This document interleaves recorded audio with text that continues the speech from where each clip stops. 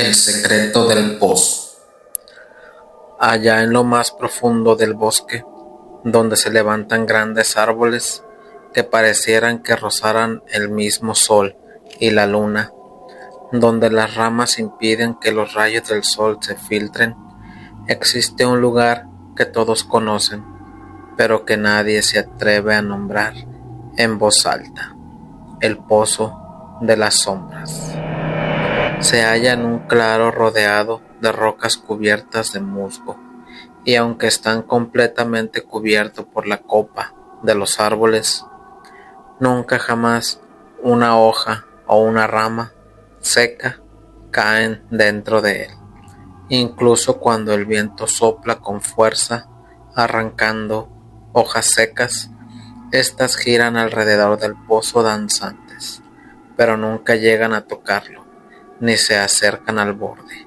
Caen lejos, hacia la espesura del bosque, como si una fuerza invisible las empujara para mantenerse alejadas. Lo más extraño, sin embargo, es que el agua del pozo no recibe lluvia directa y no tiene ninguna corriente visible con que alimentarlo. Su contenido siempre está al ras, a nivel bajo, pero nunca se seca, y el agua es completamente cristalina, tan clara que pareciera ser hecha de propia luz pura, como el rocío de la mañana, sin un solo rastro de lodo, ni suciedad ni impurezas. Durante años, las personas que vivían cerca de aquel bosque lo miraban con desconfianza. Sentían que allí había algo que no pertenecía al mundo de los vivos, un secreto guardado bajo tierra, y que ellos no querían develar. Pero hubo un tiempo en que algunos dijeron que ese pozo era el manantial de la eterna juventud. Dicen que algunos viejos cansados y enfermos fueron ahí para beber de esa agua y así recobrar sus fuerzas y su salud. Fueron allí con grandes esperanzas, llevaron sus vasijas y bebieron con fe, pero lo que creían sería un regalo se convirtió en una maldición. Al principio, todo parecía bien. Es verdad que se hicieron más ligeros, sus fuerzas regresaron, sus pasos se hacían más rápidos, pero la alegría duró poco. Días después, sus mentes comenzaron a desmoronarse. Empezaron a hablar en idiomas extraños. Decían que alguien los llamaba dentro del pozo. Fueron atacados por fiebre y fueron perdiendo la mente. Sus ojos también perdieron la luz. Al final quedaron ciegos. En cuestión de semanas, todos murieron en medio de convulsiones febriles y gritos que helaban la sangre de quienes los escuchaban, porque decían que ellos, junto con sus almas, serían la próxima agua del pozo. Desde entonces, los lugareños aún más le temieron al pozo que quedaba en medio del bosque. Sabían que en verdad ahí se ocultaba una verdad terrible. Pero todo cambió cuando un leñador que trabajaba en el bosque desde que era niño conocía cada rincón como la palma de su mano. Se había alejado más de lo habitual, buscando árboles altos y fuertes. Por casualidad o por una fuerza que lo empujó hasta ahí, sin que nadie le entendiera, llegó hasta el claro donde estaba el pozo. Se detuvo al borde, respirando hondo y cansado. Ya no llevaba agua en su cantimplora, y vio cómo la del pozo brillaba con una luz clara que lo hacía desear beberla, tan clara que parecía reflejar el mismo cielo, cielo que los árboles no permitían ver. Quiso acercarse a beber un poco de agua, pero entonces lo vio. Surgió desde la mismísima tierra y empezó a caminar hacia el pozo. Era una figura de un hombre alto, delgado, pero se movía con lentitud y sus formas no eran muy definidas. A medida que caminaba, sus contornos se difuminaban en el aire como si fuera niebla o humo. No tenía rostro visible, solo donde deberían estar los ojos. En sus espaldas sobresalían sombras que asemejaban ser alas. Su presencia llenó todo el espacio en el bosque, y una densa niebla fría llenó todo el contorno, llenando al leñador de ese mismo frío. A pesar de que era un día caluroso de verano, él se quedó paralizado. No se podía mover, ni siquiera gritar. Hasta se le dificultaba respirar. Aquella figura se posó sobre el borde del pozo y extendió una mano que no parecía ser de carne ni hueso, sino de esa materia indescifrable, oscura y volátil. Sumergió los dedos en el agua y tomó un poco en su palma. Luego, sin dudarlo, bebió. En ese instante ocurrió algo extraño e imposible. La figura comenzó a cambiar. Sus contornos se volvieron definidos. Las alas desaparecieron y poco a poco tomó la apariencia de un hombre de mediana estatura, con ropa sencilla, cabello corto, sombrero y una expresión tranquila, casi indiferente. Sus ojos dejaron de ser fríos y se volvieron cálidos, como los de cualquier vecino. El frío que había llenado el lugar desapareció, reemplazándolo por la sensación de normalidad, de algo familiar y cotidiano. Cuando terminó la transformación, se enderezó, sacudió sus ropas como quien se quita el polvo y miró hacia donde estaba el leñador. «Ya puedes moverte, vecino», le dijo con voz suave, como cualquier persona que saludara a un amigo. «Ya no hay nada que temer», añadió. Él logró reaccionar, pero el miedo lo tenía atrapado. Reconoció en aquel hombre a uno de sus propios vecinos, a un conocido, a alguien con quien hablaba casi todos los días, a alguien con quien iba a misa y tomaban un café o una cerveza los domingos, que cargaba leña junto a su casa y muchas veces lo ayudó cuando necesitaba mover grandes árboles, alguien que parecía tan común como el viento que sopla en todo el valle. Pero en ese momento, él sabía la verdad. Aquella persona no era quien parecía. Era la sombra que habitaba alrededor del pozo, el ser que guardaba el secreto que todos temían, el poder que nadie había podido comprender, ni mucho menos vencer. «¿Tú eres el...?» preguntó el leñador, temblándole la voz. El hombre sonrió con una sonrisa tranquila que no tenía rastro de maldad, pero que a él se le hacía mucho más aterradora y amenazante que cualquier otra actuación.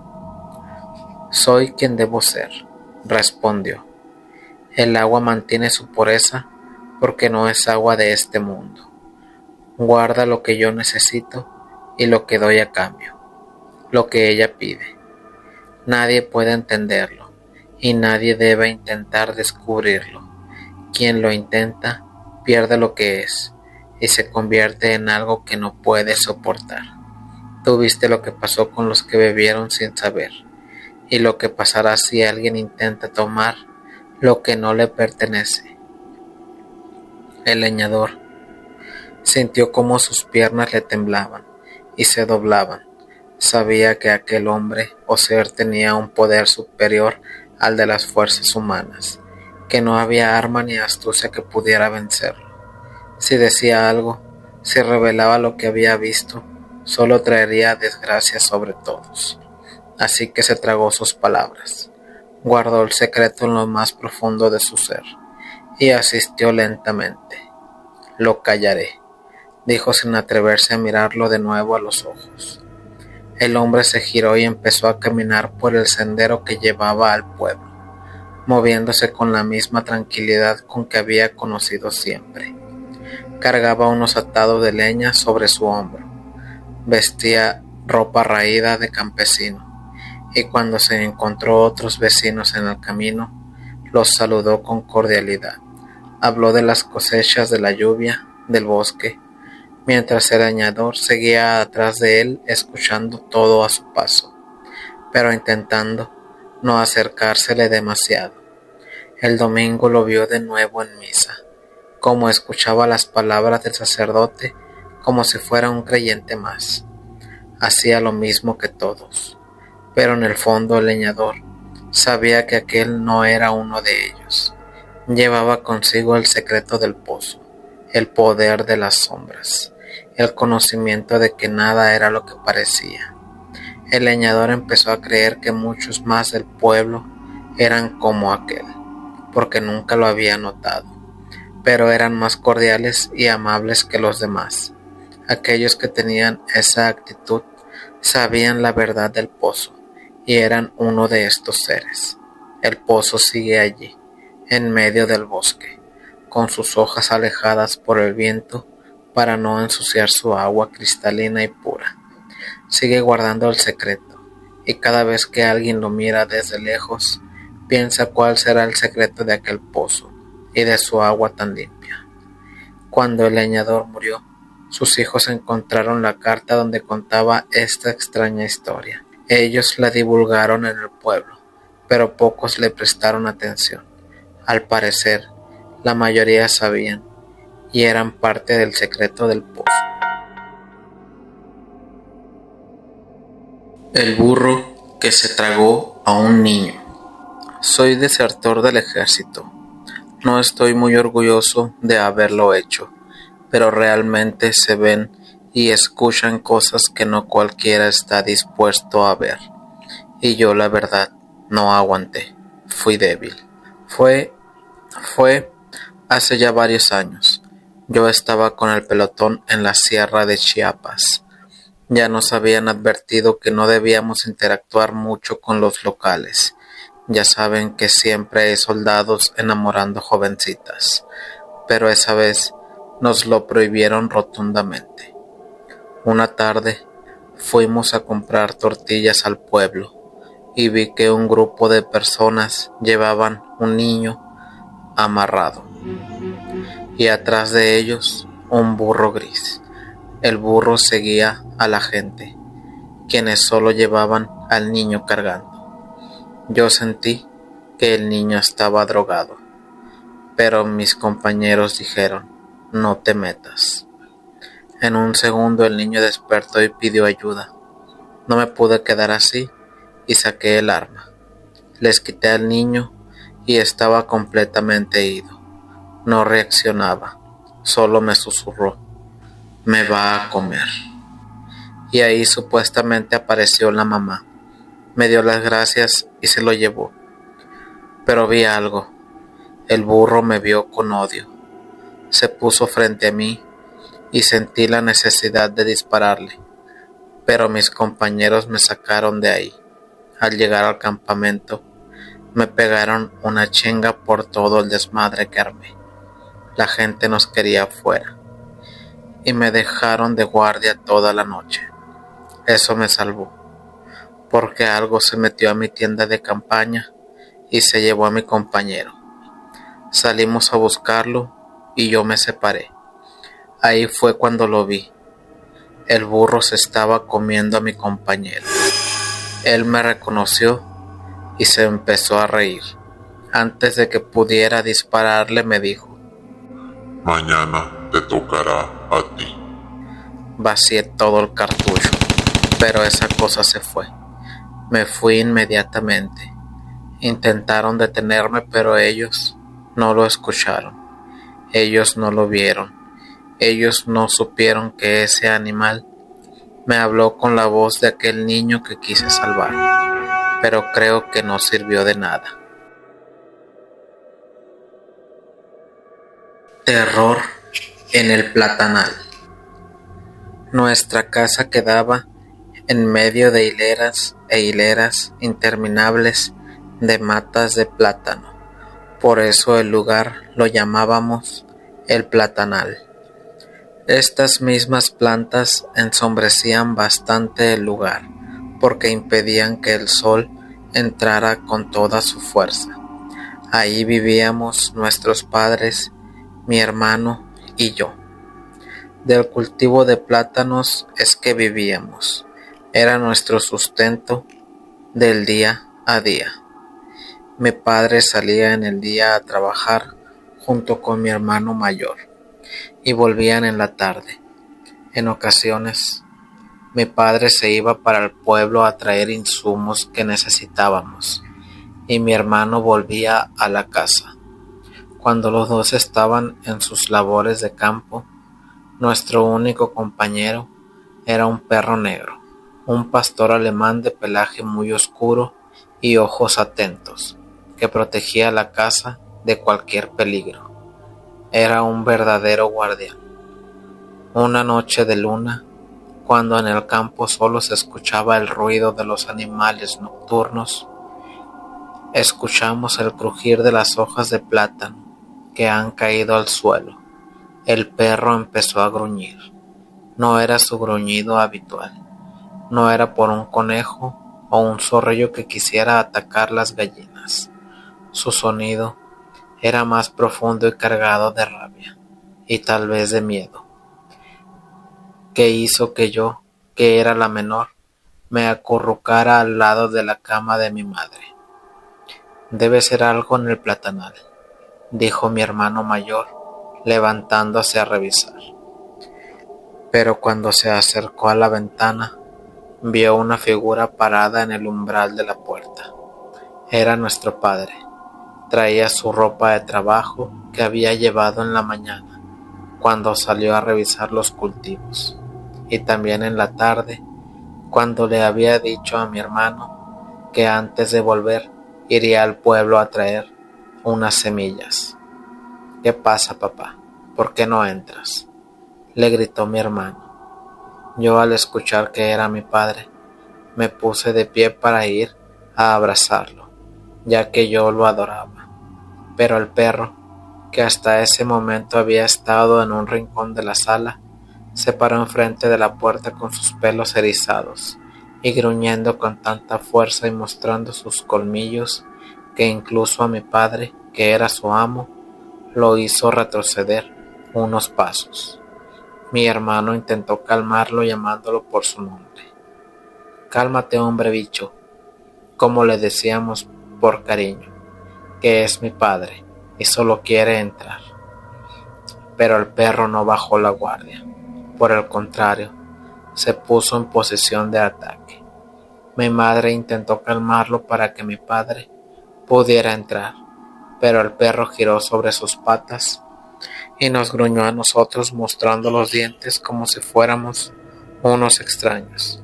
No nos mordió, pero nos empujó hacia adentro impidiendo que abriéramos la puerta y nos hizo retroceder hasta la cocina. Enloqueció, murmuró mi madre.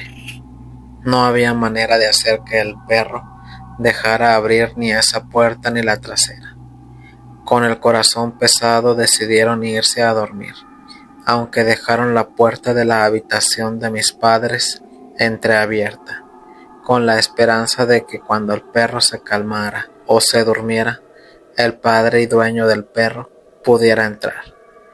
Pero el perro no se movió de la puerta ni un solo instante. Pasó toda la noche ahí, rígido y atento, con los ojos fijos en el exterior, siempre vigilante. La figura del hombre permaneció en el umbral hasta que empezó a despuntar el alba. Cuando desapareció, no caminó. Dice mi madre que lo vio. Simplemente se volvió humo en la oscuridad. Cuando ya era media mañana y ya preocupados, pensábamos salir a buscar ayuda porque mi padre no había llegado. Se oyó el ruido del camino de tierra que llevaba a la finca. Era mi padre, realmente, con la camisa sucia y la cara cansada. Al ver a su familia corrió hacia ellos y los abrazó. «Por Dios, ¿qué les pasó?», preguntó mi madre. «No, pues yo venía por el camino, ya casi tarde de la noche y perdí el camino, como si me hubiera encontrado con una bruja. Estos caminos que conozco de toda la vida se volvieron una maraña indescifrable para mí. Las matas de plátano es como si se unieran entre ellas para impedirme el camino a casa. Solo hoy en la mañana, unas personas me recogieron al lado de unas matas de plátano, preguntándome qué había pasado. El cansancio de buscar el camino me había hecho quedarme dormido y apenas llego». «¿Y ustedes por qué están tan preocupados? ¿Qué les pasó? ¿Y por qué veo al perro tan cansado?». Perro que en ese momento le boleaba la cola y se le tiraba para que lo abrazara y lo acariciara. Cuando le contaron lo que había pasado la noche anterior, él se puso pálido mientras acariciaba a su perro, que ahora le lamía las manos con ternura. Él le dijo con voz baja y cariñosa: «No estás enloquecido, amigo. Estás protegiendo a mi familia. Algo se hizo pasar por mí en la oscuridad del platanal y también me hizo perder el camino, pero gracias a ti no pasó nada». Desde ese día, nunca más dejamos la puerta abierta y el perro es el más querido, no solo de nuestra finca, sino la de todos los alrededores, porque saben los vecinos lo que pasó con él y lo fiel y guardián que tenemos. Pero todos descubrimos que en las noches, en medio de los platanales, algo camina buscando alguna casa donde poder entrar. El último camión a Cocorit. Cuenta una muchacha que hace algunos años salió muy tarde de trabajar en el centro de Obregón. Ya casi no había movimiento en las calles y sabía perfectamente que probablemente ya había perdido el último camión rumbo a Cocorit. Aún así, decidió esperarlo unos minutos sobre la carretera. Según ella, era prácticamente imposible que todavía pasara uno a esa hora, pero de repente apareció. Era uno de los camiones viejos de la ruta a Cocorit. Traía las luces encendidas y el motor sonaba raro, como si viniera forzado o muy lejos. Cuando el camión se detuvo, sintió alivio. Subió rápido, dejó el dinero en la cajita y se sentó en la fila pegada a la puerta. Pero desde que entró, sintió algo raro. El camión iba completamente vacío, ni un solo pasajero, y eso se le hizo extraño, porque normalmente a esa hora todavía subía gente que salía de trabajar. El chofer tampoco dijo nada, ni siquiera la volteó a ver, solo manejaba viendo fijo hacia la carretera. Ella agarró el celular y comenzó a mandarle mensajes a su familia, diciéndoles que ya iba rumbo a la casa. Incluso compartió su ubicación en tiempo real, porque la verdad ya empezaba a sentirse incómoda. Intentó hacerle plática al chofer, nomás para quitarse el nervio. Ya está muy sola la calle, ¿verdad? Qué feo manejar tan noche. Pero el hombre nunca respondió, ni una sola palabra. Todo empezó a ponerse peor cuando pasaron el tramo del Cerezo rumbo a Villa Bonita. Sin razón alguna, el camión comenzó a acelerar, cada vez más fuerte y más fuerte. La carretera estaba prácticamente sola. No había carros ni nada, pero el chofer seguía acelerando, como si trajera mucha desesperación. La muchacha ya sentía horrible el cuerpo. Dice que en ese momento levantó un poquito la mirada hacia donde iban los pies del chofer.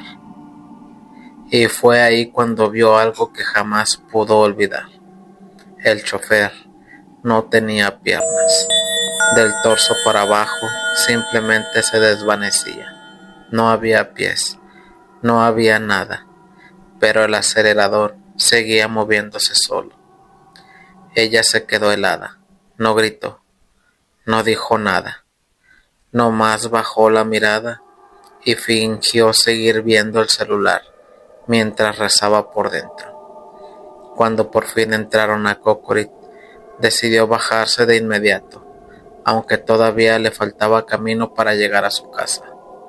Pero justo cuando iba bajando los escalones, el chofer habló por primera vez. Con una voz muy bajita le dijo: Buenas noches, y dile a Inés que me perdone. La muchacha salió casi corriendo. Dice que tardó rato en entender lo que acababa de escuchar. Dile a Inés que me perdone. Cuando llegó a su casa les contó todo a sus familiares. Ellos estaban preocupados porque tenían mucho rato sin poder comunicarse con ella. Lo más raro vino cuando revisaron el celular. La muchacha juraba que había enviado mensajes y ubicaciones en tiempo real desde el camión, pero no aparecía nada, ni en su teléfono ni en el de su familia, como si esas conversaciones nunca hubieran existido. Tiempo después, algunas personas mayores le dijeron algo que terminó de helarle la sangre, que hace muchos años un chofer de esa ruta murió en un accidente justamente en ese tramo, pasando el Cerezo rumbo a Villa Bonita. Y desde entonces, algunas noches aparece el famoso último camión de Cocorit. Dicen que todavía recoge pasajeros, porque según cuenta, no todos alcanzan a bajarse antes de que el accidente vuelva a repetirse.